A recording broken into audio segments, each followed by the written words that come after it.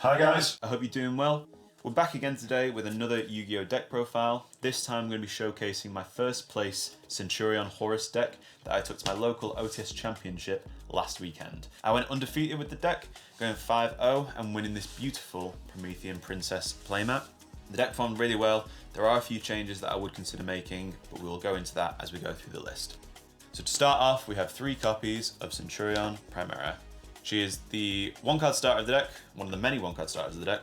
On summon, she searches for any Centurion card apart from herself, and then when she's treated as a continuous trap card, she can special summon herself out in the main phase.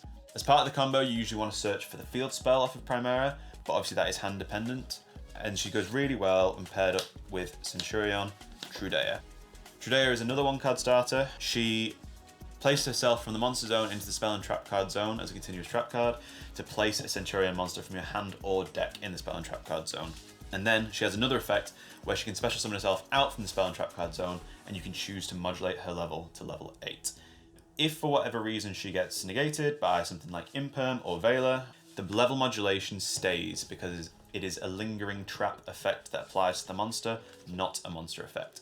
It's a great way to catch your opponents out and potentially make them use their interruptions in an incorrect way.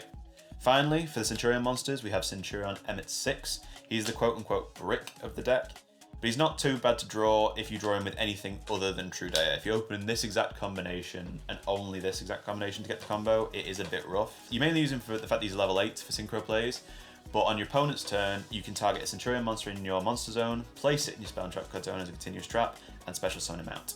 He's got 3,000 defense points, which does come up to just kind of wall out. That's it for the main deck Centurion monsters. Like I say, it is a one-card combo, therefore it is susceptible to all the millions of hand traps that everyone's playing this format. So I decided to play a supplementary engine to help play through my opponent's interruption, and that was in the form of the Horus engine. So I played 3 copies of Imseti. This card's stupid. It helps to draw into your engine, which is the primary use that I use it for going first. As well, it helps to break boards going second. If another card on your side of the field leaves the field because of your opponent's card effect, he can non-target send another card to your opponent controls to the graveyard. Funnily enough, I always seem to be hitting Fire King Islands with this. I don't know why, that card in particular, but yeah, it's stupid. It's really, really good. And then we have Happy as the second best Horus name. When another card you control leaves the field with opponent's card effect, you can target any 2 cards that are banished or in either player's graveyard and add them back to the opponent's hands or send them back to the opponent's deck. So it's a really great way to recur your resources, especially in a grind game. And the fact that you can summon him every single turn is nuts. For the hand traps, we have 3 copies of Nibiru the Primal Being. This is a god card this format, especially when you can pair it with other hand traps, which, spoiler alert, we play a lot of other hand traps, such as Ash Blossom and Joyous Spring. I was torn whether to play this in the main deck, and it was very last minute I decided that I was going to. I just didn't want to lose to playing against Fire King, and then my only interruption being an Ash Blossom, and then they summon a Heater, and then just extend through the plays anyway, and then I just die. But thankfully that scenario didn't come up, and it was probably the best hand trap of the day overall, so I was really glad that I played it. And then we have 3 copies of Effect Veiler, a non-once per turn interruption. You draw once on your turn, and you have the option of drawing again on your opponent's turn. That did come up a lot because more often than not your plays are going to get interrupted. So being able to draw into non-once per turn interruption is really, really good. And then finally we have Drawl and Lockbird. I was debating whether to play this in the main deck again as well, because historically when I played Drawl, I've wanted it to end my opponent's turn, and right now it doesn't really do that with the Snake Eye deck. But going second, it means that they're not ending their turn with 6 cards in their hand. So on the off chance that I can break their board, I'm not as worried about their follow-up. It's also really good against decks like Voice's Voice as well as Rogue decks, so I was really glad that I played it. Then for spell cards, we have triple copies of Emblema Oath. I felt really secure every time that I saw this card in my hand. It was not only a starter, but also the best extender of the deck. It allowed me to get access to the field spell if Primera get ashed. And then sometimes you worry about if your opponent's playing Bestials for whatever reason. Bestials can hurt, and seeing this means that you can just play through that by setting up another Primera. Is really, really good. I'm really sad that it's not got the word Centurion in its name to make it searchable off of Primera, but I think it might be a bit too busted if it was. Speaking of the field spell, we have 3 copies of Stand Up Centurion. It's how we synchro summon on our opponent's turn. It's a 1-card starter, and it protects itself if you have a Centurion monster card on your field. Even when the monsters are treated as continuous trap cards, it still protects them for the purpose of the wording of the card.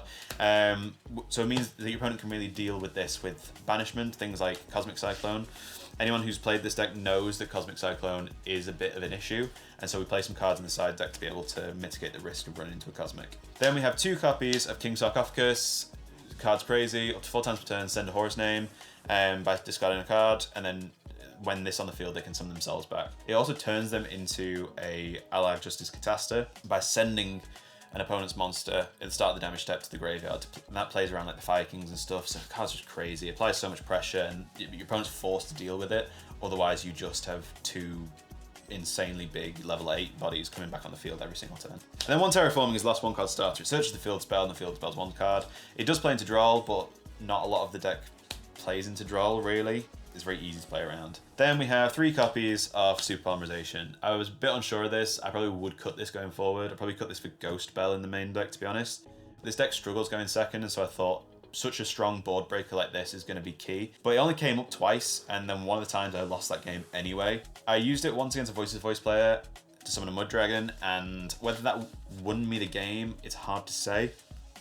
It helped for sure, but yeah, I think going forward, I probably would play another set of hand traps for this, because I feel like with this deck, you just need to go all in on the hand trap front, to be honest. And then 2 talents, just to help with going second. It was really good. Looking at opponent's hand, ripping cards, crazy. 3 Imperm, self-explanatory, and then 1 Centurion Phalanx. This card's Grave effect came up more than its on-field effect, and it won me a match against a Rescue Ace player.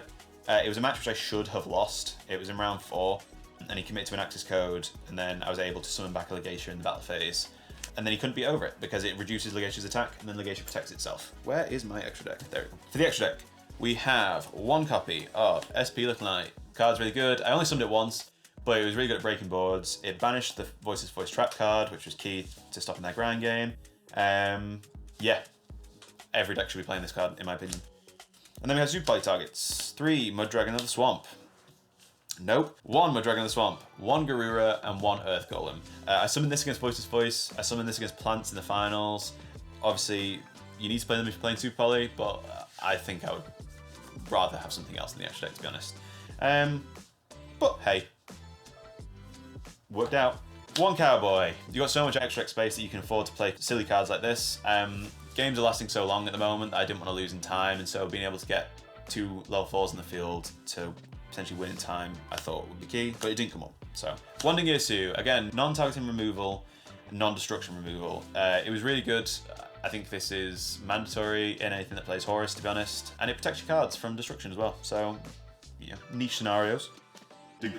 Number 1, Infection Buzz King. This should be a Galaxy Eyes Photon Lord. Shout out to my friend Danny. The 2 of us, 15 minutes before the tournament started, raced across town for him to get me a Photon Lord, but I didn't have time to put it on my deck list before the tournament started. So, but it was fine.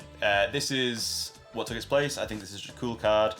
In theory, being able to look at your opponent's extra deck, see what they're playing. If your opponent's on Labyrinth, then you know not to go into your Calamity play. You can go into your Blaze Arc play instead. It burns your opponent, it destroys a card. It's a really interesting card, and I definitely would play it going forward. And then Typhon and Zeus. I didn't summon either of these. Well, I think I might have summoned this, but this didn't come up. And if I did summon this, it wasn't a memorable scenario that would have won me the game anyway. But again, you just have so much space in this deck that you can afford to play toolboxy stuff like this. Onto the Synchros, we have 1 Enigmaster Packbit.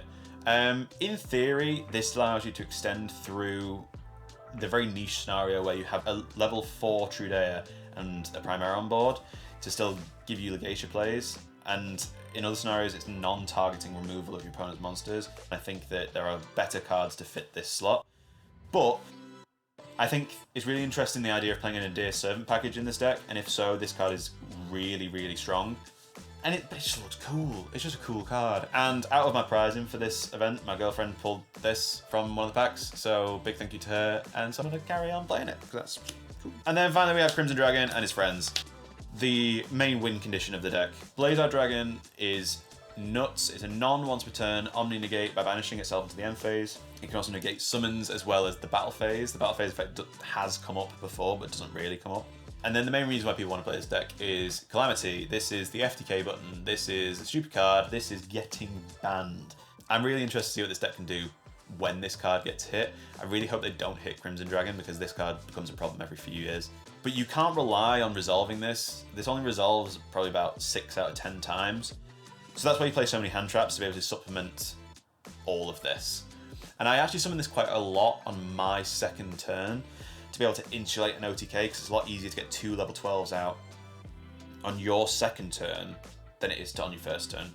So yeah, it was crazy, but again, it's not going to stay around for much longer, unfortunately. Well, fortunately and unfortunately. And then finally, 2 copies of Centurion Legatia. It's the boss monster of the deck. It draws a card on summon, it pops a card on summon, and then every end phase, it recurs resources. The fact that Crimson Dragon has 0 attack points, and this protects monsters with 2000 or less attack, actually came up, funnily enough, which is stupid. Then, for the side deck, we have 3 copies of Ghost Bell and Haunted Mansion. Again, I would probably bump this up to the main deck. I side this in a lot. I was very fortunate to avoid Labyrinth all day. This deck has got such a rough Labyrinth matchup. But this came in a lot against like the Snake Eyes to stop the Flamberge or the Princess. So yeah, I definitely would consider putting this in the main deck for sure. And then I'd probably put Ghost Mourners in the side deck as a replacement for this. There's triple copies of Cross-Out Designator. This was originally Book of Moons. I was really glad that I put it in Cross-Out Designator instead. It was originally Book of Moons because Book of Moons was good going second to help break boards as well as insulate your own plays, but Cross-Out Designator does the same thing.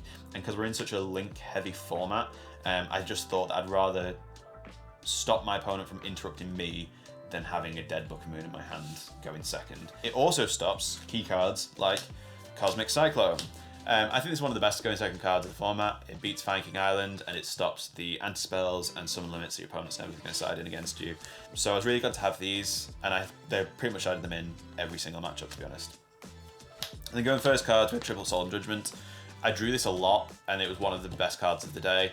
Again, just insulating my Calamity Lock combo was really, really strong.